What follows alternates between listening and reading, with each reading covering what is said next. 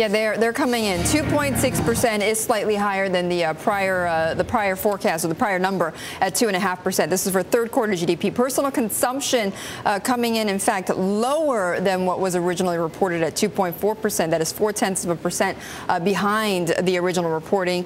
For the price index, somewhat a measure of inflation, 2.1%. That is also a bit lower than the original number. Mike, what do you make of that? Personal consumption sticking out at me. Yeah, that is a little bit of a disappointment, although these are third quarter numbers, so that stopped in September.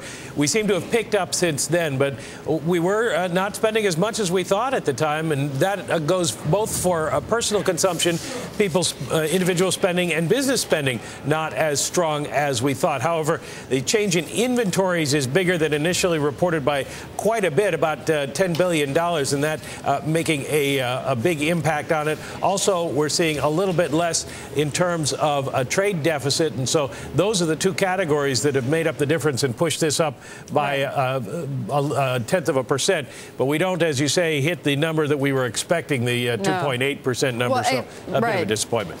On that front, though, we had core PCE a bit lower as well, 0.5% only. Yeah, that is going to be a scary number for the Federal Reserve because that is a very low number. 0.5% leaves us vulnerable to any kind of economic shock that could send us into deflation. Now, again, this is for the third quarter, which ended in September. We've seen a bit of an uptick in prices since then, not enough to really move that. But we will get additional numbers on the month of September, breaking out that month from the quarter tomorrow. I'm sorry, not September, but for the month of November, breaking out those numbers. So we'll see if the trend has improved since then.